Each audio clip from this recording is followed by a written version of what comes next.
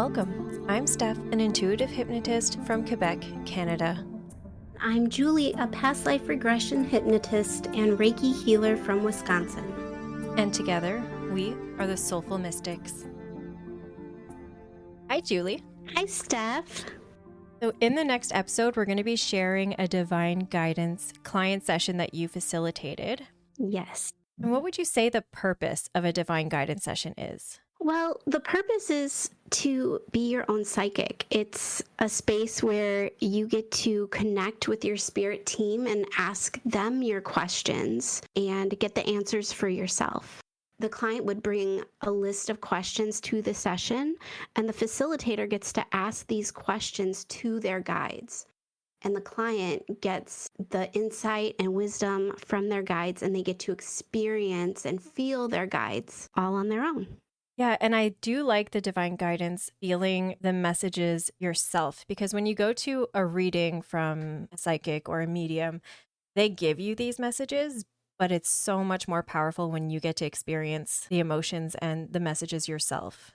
Yes. So I'm glad you brought that up because I love going to mediums and psychics and I love getting readings. But one of the things I always wondered about is how are they getting the information? When they say they're reading you, like, what does that look like? And I'm such a visual person. Yeah. And so it was always hard for me to understand being in this space, in that hypnotic trance. You get to feel and experience that all for yourself, which is super cool. Yeah, I agree. I am also obsessed with getting readings. I love it. I have somebody that I go to, but huge game changer when I was able to get those messages myself. Yes. Because then I felt like a powerful being. Right. It is. Yeah. I think it's so hard to describe the feeling, but I don't know, it's magical. Yeah. And you said that the clients come in with questions for their divine team. Do you have some examples of questions that people would come in with, or an example of a question that your client came in with? Yeah. The session that I'm sharing with you all is my client, Sarah, was asking a lot of questions about her business, how to find motivation and things like that. And so I think that's a pretty common one. Clients should always have an intention for the session. Having an intention is just kind of a way for our guides to tune in and basically steer the ship, when we're asking these questions. But it can be anything, really. It can be about your life purpose, your soul path. Are you on the right track? Maybe you're going through something in your current life and you just need some advice and help on how to work through certain things or, repair relationships or maybe understand if it's time to walk away or anything. I think the possibilities are limitless, and that's the beauty of it. You can come up with any question you want to ask and we'll ask it. Whether or not we're ready to hear the answer is another thing, but we can always kind of work around that in ways to get some understanding about that. Everything happens in divine timing. So I think even if we really want to know something and it's just not time for us to know, at least if we can have an understanding as to why, I think that definitely helps for sure. Yeah, and I think a lot of times that has to do with learning, right? Like if we had all the answers anytime we asked for it, we wouldn't have to go through that learning curve. Plus, we all have free will, and our guides, we have an agreement that they have to allow us to express that and to actually come here on Earth to learn. So we do have to make some of those discoveries on our own. Yesterday, you talked about asking in a divine session how they communicate with us. So how they find ways to send us those signs, because it's different for everybody. Last night, Max was saying that I should bring this up because I've always had trouble getting names of my guides.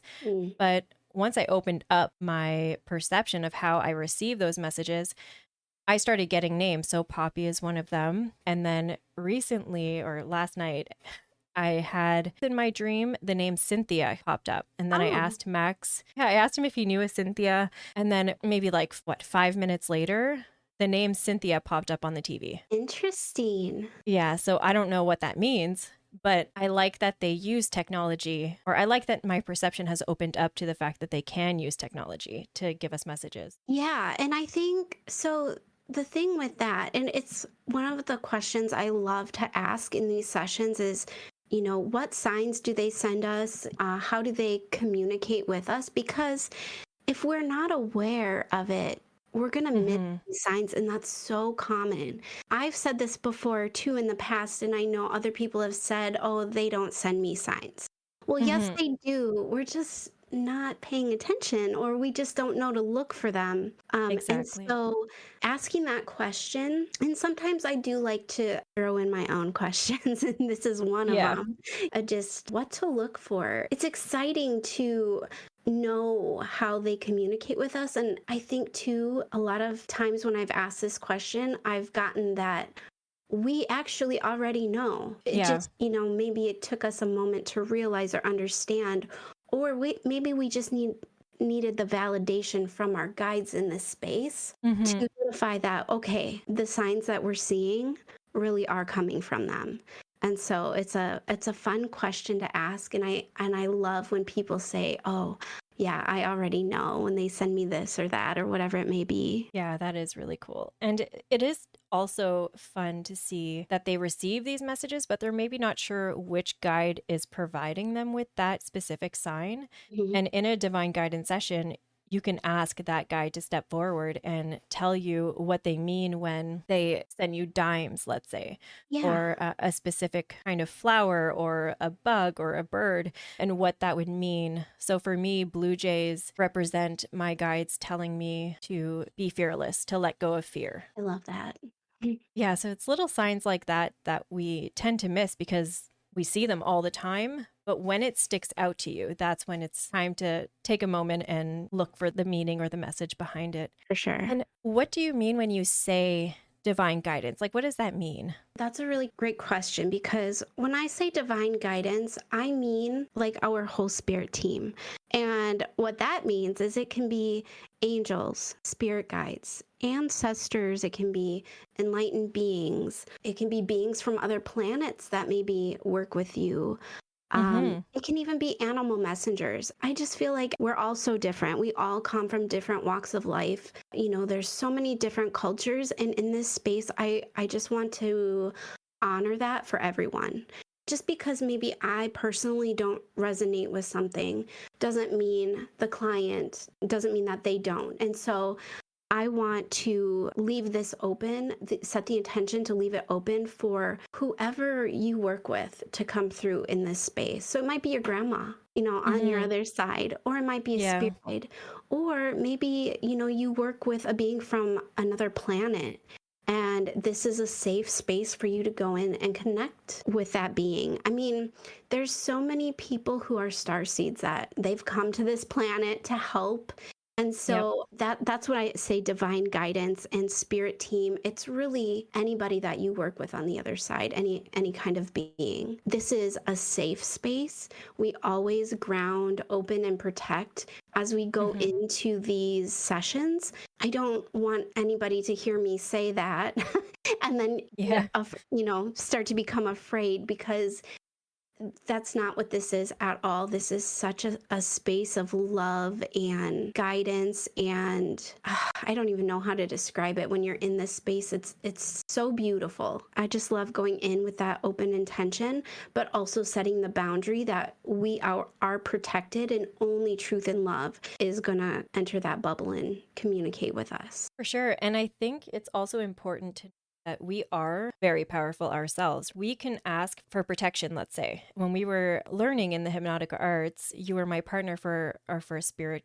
I think it was a spirit guide session or divine guidance session. Mhm. And your cat was about to pounce on you. Yeah. And you had said that he tends to do that when you were meditating and that you would ask your guides for protection. Mhm. Or I was begging him not to jump on you while you were in hypnosis, and he didn't. So I do Yeah. think that they have that ability to truly protect us from anything that we ask them. Absolutely. Do you feel we choose our divine team in the life between lives before we incarnate? Do you think we hang out and discuss the ways that we're going to be giving or receiving those messages? Oh, that is such an interesting question. I honestly don't know the answer. I mean, I feel like it's a yes and no kind of a thing, meaning I do think that we agree to come here and like it's already set up, but I think we're here for them to help us, but then we also help them. Yeah. You Like we know, rotate? yeah, maybe. I don't know. This is such an interesting question, and I would love to explore that when we do Space Between Lives. Yeah, we need to do that because Yeah, I've been thinking about that so much lately. yeah.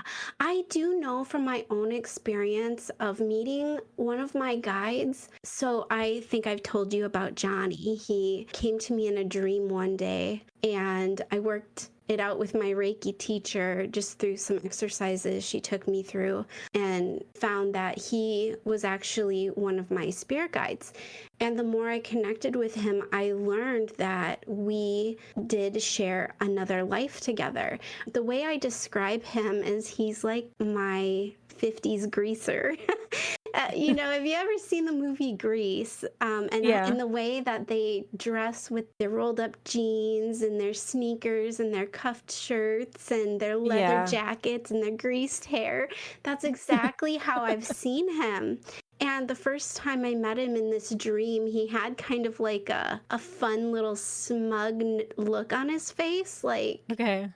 you know who I am, and I'm just waiting for you to like make the connection. And what was interesting is my Reiki teacher, Abby, she's a psychic medium too, and she's like, I can see him giving you this look. And I was like, oh my God, yeah, that's exactly the way he looked at me in this dream. And I don't know, through other meditations and things I've done, and he's been there, it was like a reunion. I think the way I described it to Abby, it was like my soul remembered. And that's Yes. all I could keep thinking is like, my soul remembers you.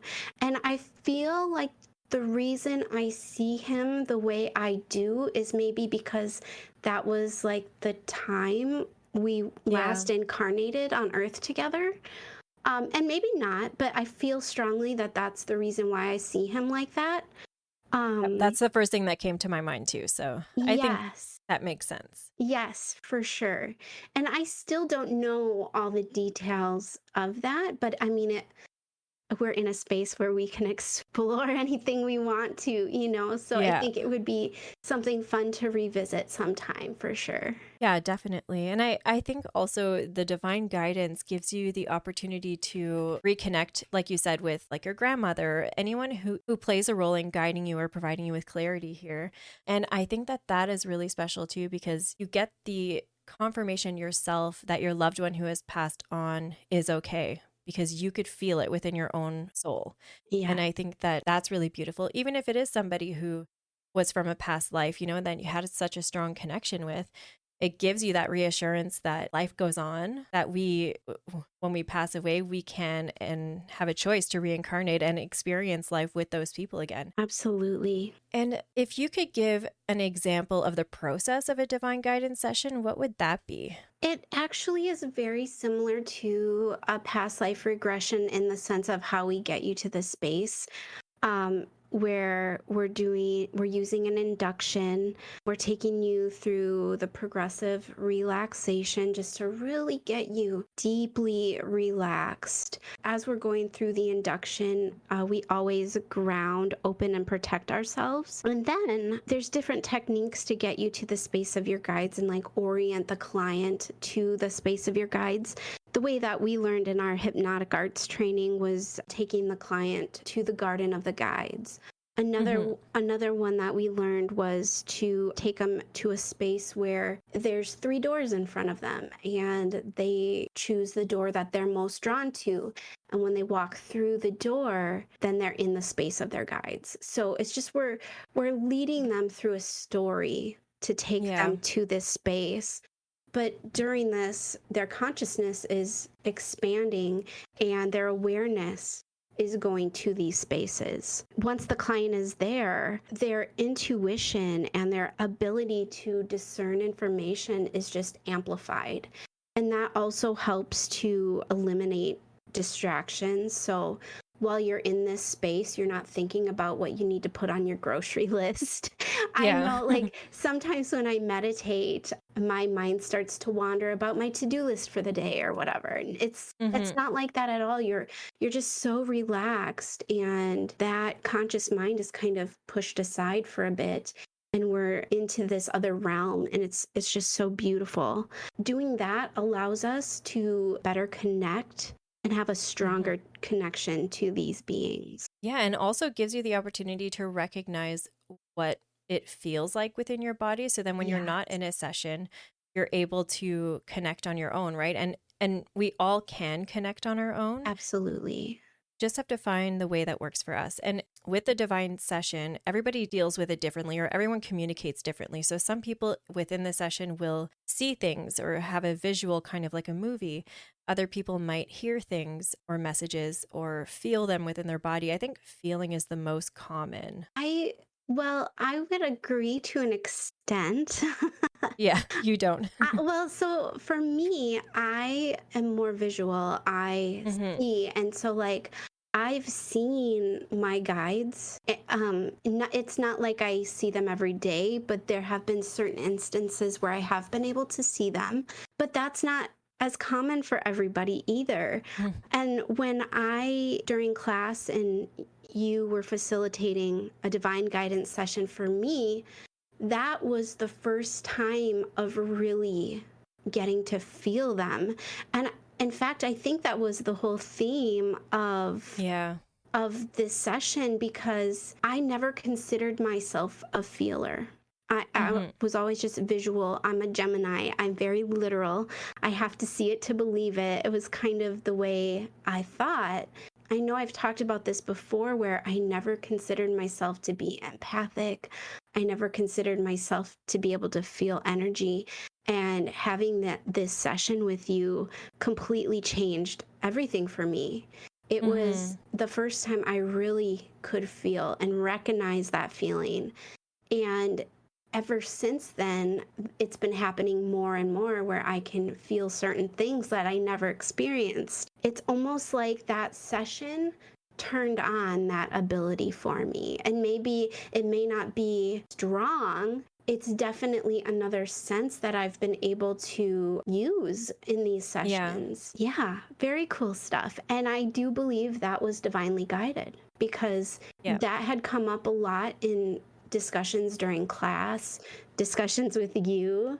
And then we have the session, and it's like, okay, that's what I needed. And I didn't even know it. That wasn't even what I was expecting to get out of the session. I don't necessarily know what I was expecting, because it was my Yeah. first time, but it definitely changed me in a good way, for sure. Yeah, and sometimes you have to experience it in order to know that that's what a message is, or that's what it feels like within my body, or that's what it looks like when you get to visualize it. How would you say somebody before a session or after a session could learn to tune into that divine guidance on their own? So maybe they do have a divine guidance session and then they recognize that feeling. How would you say they can learn to work with it on their own without going for a second session right away? Like, how can they practice? Yeah, I know what works for me is meditating, and I Hmm. know some people, they're not into meditating, and I totally get it. But for me, what has worked is just setting the intention and going into a meditation with the intention to tune into my guides. And it doesn't have to be like an hour-long meditation. Some people get really good at it, and it takes them like a couple of minutes. And so I do think it is like an ability that we can build upon. Hmm. But, we do have to put the phone down. We have to Yeah. eliminate the distractions and just get quiet in order to be in that space where we can connect to our guides. I think for you, you had told me writing helps, the automatic writing, different things that work for different people. And I've tried the automatic writing before and I have gotten some interesting things, but I've never been able to sit down for like a long extended period of time and write a whole book or even a few pages. It's just been like a paragraph for me. Yeah, and sometimes that's all it takes. For me, it worked really well when I started doing email readings. Oh. So I would do a reading with somebody. Usually it started with close friends or family and just send an email because I'm a moon child. I wake up really early in the morning, sometimes 3 or 4 a.m. The world is quiet and I can really tune in. And at that time, I would, nobody wants to get up at 3 a.m. to have a reading with me. So I decided to try email readings. Mhm. And then when I would look back at some of them, I don't remember writing any of it. And so I realized that that's the way that I am able to channel. And I mean, sometimes it would take me maybe half an hour. Wow. You're just writing, you don't even really know where it's coming from. But then I started going on walks with my dog and Mm. I leave my phone at home, although that proved to be a bad idea by the time I fell. I mean, it all worked out, so it was fine. But I leave the distraction at home and I get to see the moon. I get to experience joy by watching her run around and just be free and playful as a dog. Mhm. And I get a lot of messages in that time. And that to me is meditating. So I know some Yeah. people picture meditating as sitting there in silence, but there's so many ways you can do it. Walking, just being out in nature and Mhm. observing nature. And yeah, putting down your phone, putting down the distractions and focusing on your breath. You don't have to sit there and be quiet. You can meditate basically when you're watching TV or reading a book. Oh, for Like, sure.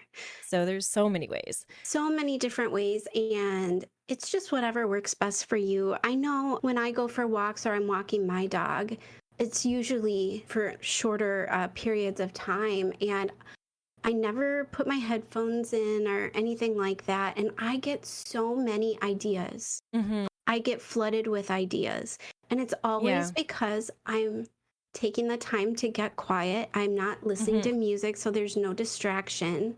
I'm Yeah. just walking, I'm in nature, and I'm just open, and the ideas just kind of flow in. Yeah, for sure. And it's also whenever you get into a specific zone, which is the exact zone as meditation or that spot where you're about to fall asleep, but you're not Hmm. fully asleep yet, you're still aware.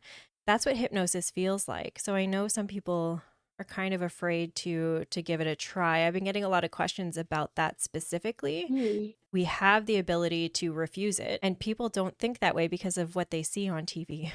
They Yeah. see the stage hypnosis and they think that it's this big scary thing. But it's just so simple. It is just being out in nature. That's a meditative state. That's a hypnotic state Yeah, where you're in trance. for sure. I think TV and movies have definitely given hypnosis a bad rap. Hmm. Until I started listening to Gina's podcast, The Past Yeah. Lives and the Divine, I never really considered or given hypnosis much thought, to be honest with you. But definitely, one thing I want to make very clear is that you're not being controlled when you're in No. a hypnotic state. You're deeply relaxed, but you're still completely aware to everything that's going on.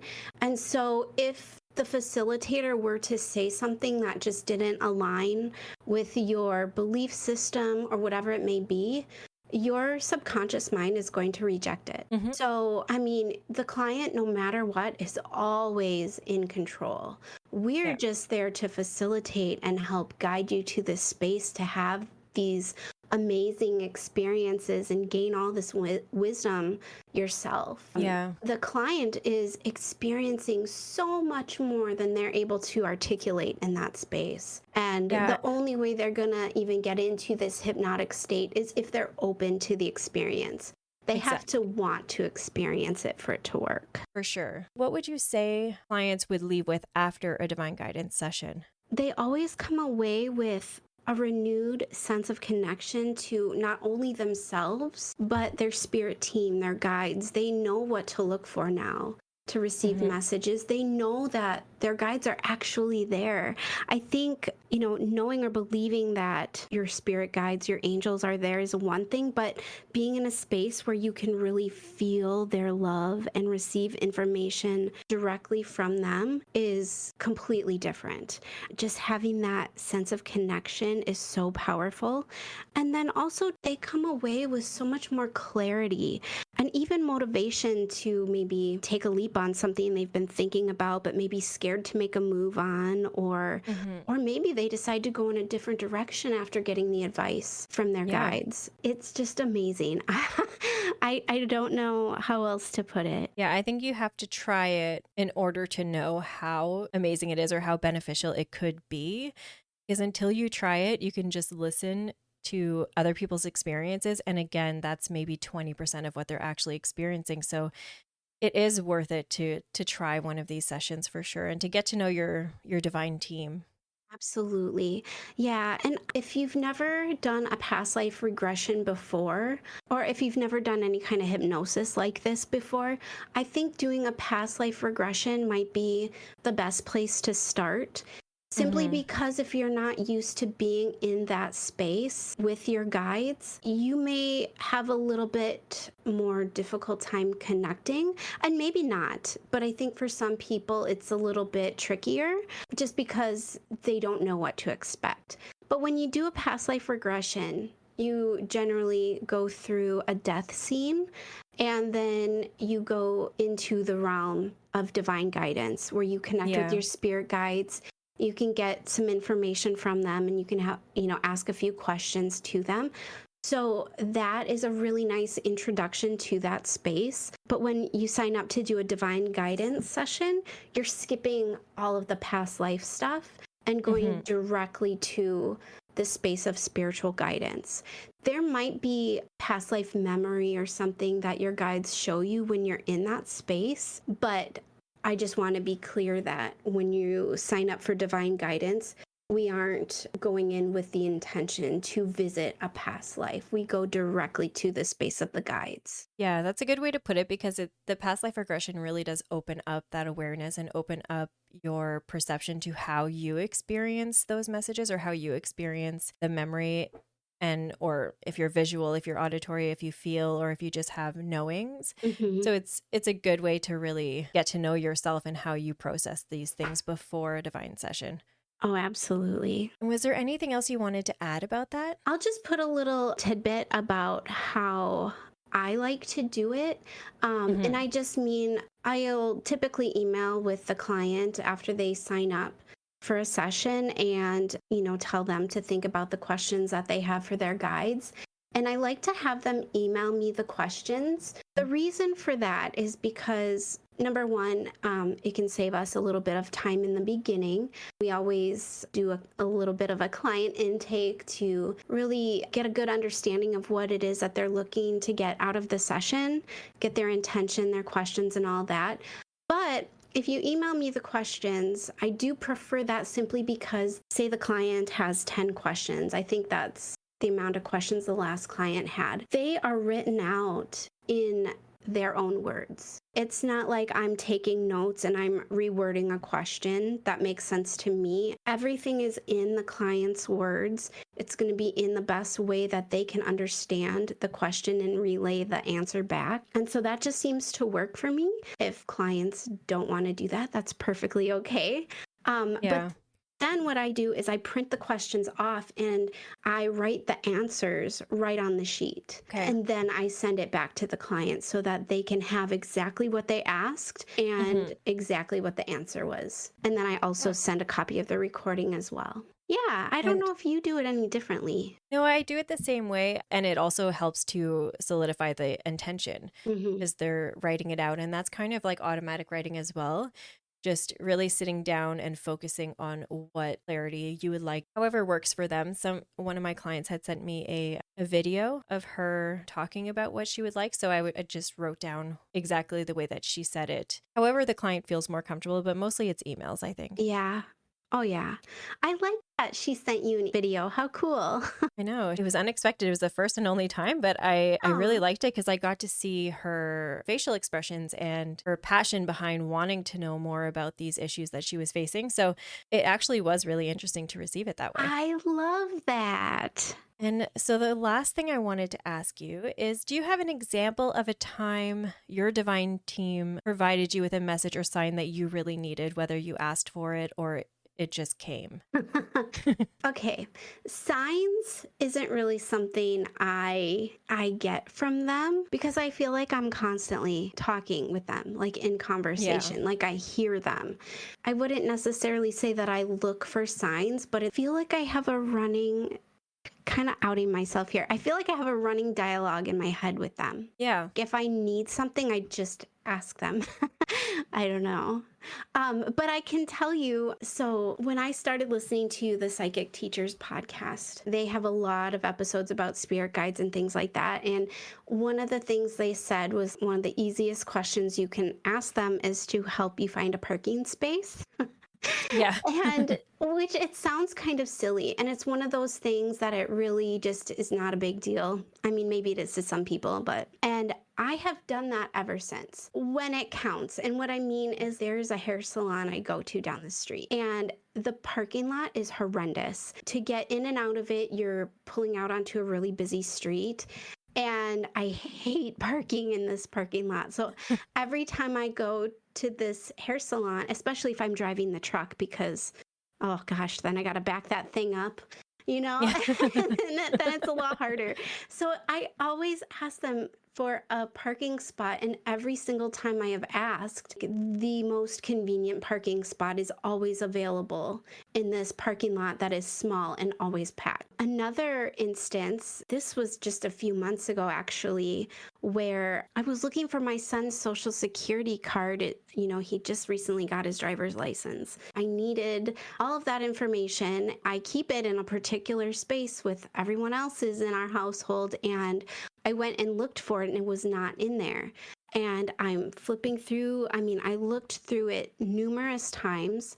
I'm beginning to get frantic and running around the house like, oh my God, did I lose his social security card? How could I have done that? And so I finally just got a grip and I took a deep breath and I asked my guides to please help me look for this or help me find it. Mhm. And they did. I went back through this area where we keep all this stuff and it was right there.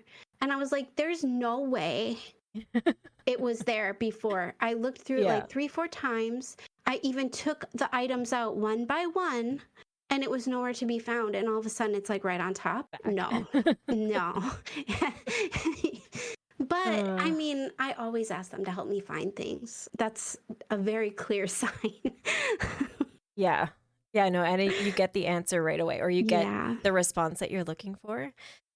I Yeah. think for me, the one that's really sticking out is I had a past life regression, my first past life regression with a woman who lived in my town. I think she was probably like an hour away from me, and it was in person. And I had to book a second session with her, and it was months ahead. So I had a lot of time to wait. And while I was waiting, I wanted to look into past lives, and I found Gina's podcast, Mm. Past Lives and the Divine.